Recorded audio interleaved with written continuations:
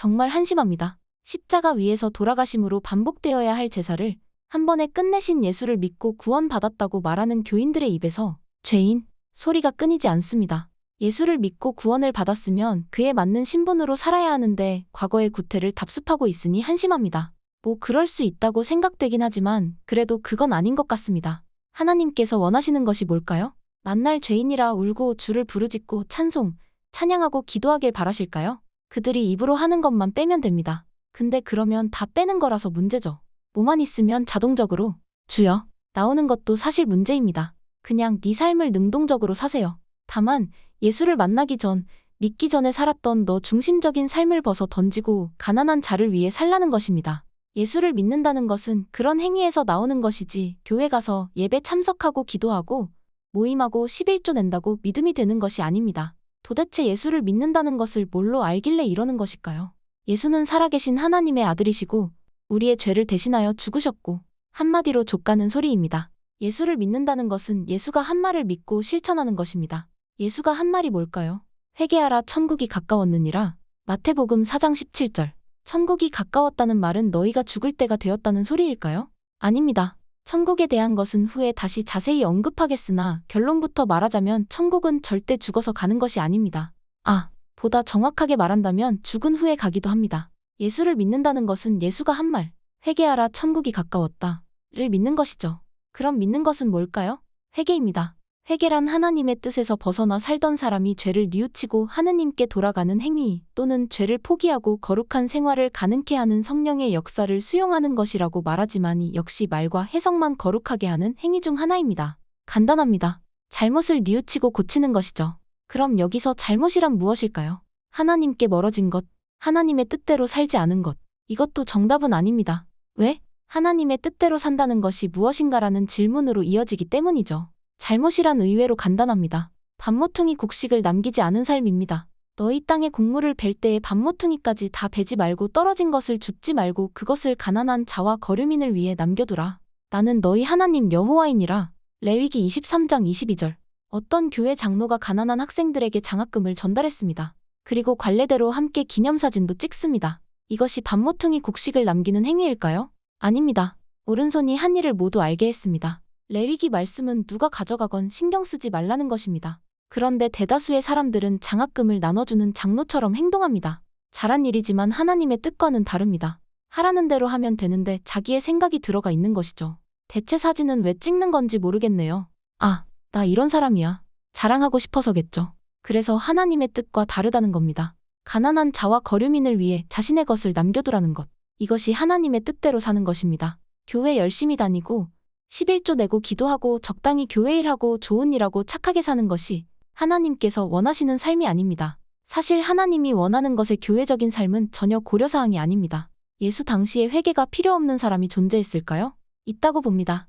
아픈 부하와 종을 위해 몸소 예수를 찾아온 사람. 그런 사람은 애초에 하나님이 바라는 대로 산 사람입니다. 못되게 살다가 예수 소문을 듣고 아픈 부하와 종을 위해 갑자기 착한 마음을 품은 것이 아니니까요. 그리고 그 회개에 있어 하나님을 믿느냐 안 믿느냐는 고려사항이 아닙니다. 이미 밥모퉁이를 남겨두는 삶을 살고 있다면 그는 하나님의 뜻대로 산 것입니다. 누가 일러주지도 않았는데 그리 산다면 정말 칭찬받아 마땅한 일입니다. 그런데 오늘날 교회에서는 그런 삶을 살아도 하나님과 예수님을 믿지 않거나 몰랐다는 이유만으로 구원이 없다 말합니다. 정말 마귀 새끼 같은 생각과 논리가 아닐 수 없죠. 예수가 나를 믿어라 라고 한 것은 내가 하나님의 아들임을 믿으라는 소리가 아닙니다. 자신이 한 말, 회개하라 천국이 가까웠느니라를 믿고 실천하라는 것이죠. 이 말을 풀어본다면 지금의 잘못된 삶을 고쳐 바른 삶을 살기 바랍니다. 그 이유는 때가 가까웠기 때문입니다. 정도겠죠. 하나님을 믿어라 말라는 사실 예수의 말에 포함된 것이 아닙니다. 우리 모두는 하나님의 품성대로 창조된 존재입니다. 그래서 하나님을 모르더라도 얼마든지 뜻대로 살 수 있습니다. 물론 요즘 시대에는 가뭄에 콩 나듯 말이죠. 그 이유는 별거 아닙니다. 인류의 문명 때문이죠. 문명이 만들어낸 이기, 물질들이 우리로 하여금 하나님의 뜻과 멀어지게 하고 욕심을 끊임없이 만들어내기 때문입니다. 욕심이 잉태한 즉 죄를 낳고 죄가 장성한 즉 사망을 낳는다는 성경구절 다들 알 것입니다. 욕심 때문에 밥모퉁이를 남기지 않게 된 우리에게 처음 가르침대로 밥모퉁이를 가난한 자를 위해 남기라는 말, 즉 회개를 하라는 말을 예수가 한 것이고 그것을 믿고 따르라는 것입니다. 믿는다는 것은 예수의 말을 듣고 그대로 행하는 것이죠. 그 외에 다른 그 무엇도 예수를 믿는 것이 될 수 없습니다. 예수를 사랑한다. 그렇다면 반모퉁이를 남겨야 합니다. 예수의 구원에 감사한다. 그렇다면 반모퉁이를 남겨야 합니다. 예수가 하나님의 아들이자 성자 하나님이다. 다 좋으니까 제발 반모퉁이를 남기라니까요. 입술로만 거룩한 말 뱉으면 뭐합니까? 입 아프게 하지 말고 반모퉁이를 남기라고요. 제 아무리 예수 우리 구주를 떠들어도 반모퉁이를 남기지 않는다면 그것은 예수를 믿는 것이 아닙니다. 나더러 주여 주여 하는 자마다라는 성경 구절이 괜히 있는 것이 아니죠. 이번에는 가난한 자, 거류민이 누구인지 알아보겠습니다. 단순히 경제적으로 어려운 사람과 임시로 거주하는 외국인, 난민일까요? 성경의 표현은 써진 당시의 상황과 맥락에 닿아 있기 때문에 지금의 상황과 맥락으로 수정할 필요가 있습니다. 그렇다고 이단, 사이비처럼 어이없는 수정은 금물이죠. 가난한 자, 거류민이란 결국 힘없어서 억울한 일을 당하는 자입니다. 힘이 없으면 어떻게 될까요? 억울한 상황에 처하게 됩니다. 세월호 사건, 이태원 참사 등 정부와 권력주인 소수에게 외면받고 있는 다수의 사람들이 이 시대의 가난한 자, 거류민입니다.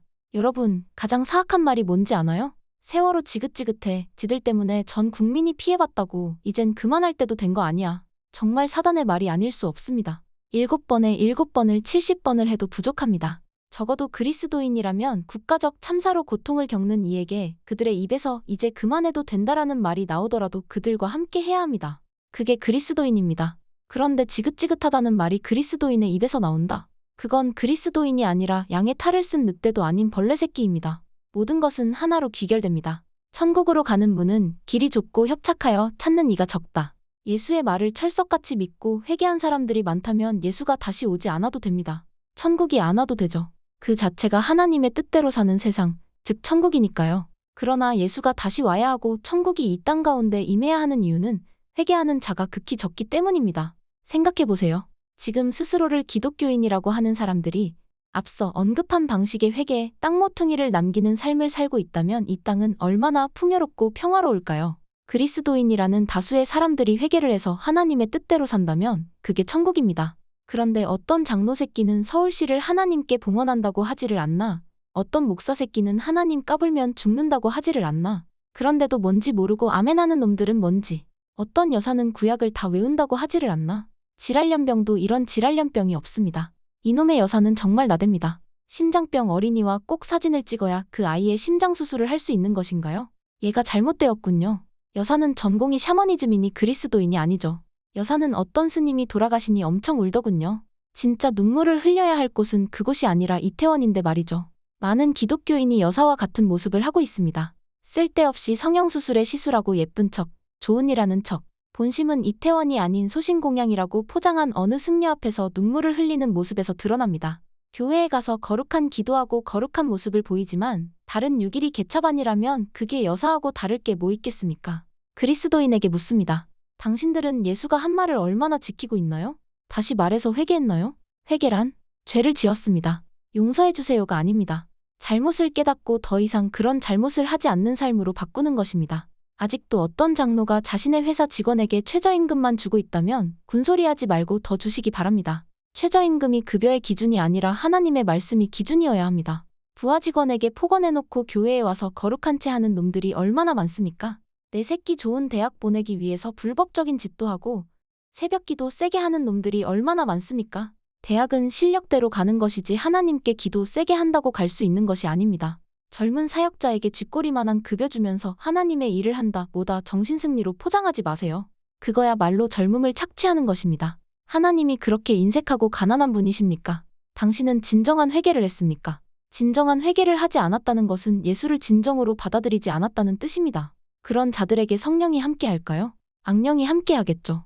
예수를 하나님의 아들이라 생각하지 않아도 애초부터 가난한 자를 위해 사는 사람이라면 그가 예수를 알건 모르건 예수와 하나님을 믿는 사람입니다. 성경은 정확합니다. 그렇기에 멸망으로 인도하는 문은 넓고 찾는 이가 많다고 했습니다. 지금 기독교인들이 모두 구원을 받는다면 성경이 잘못된 것입니다.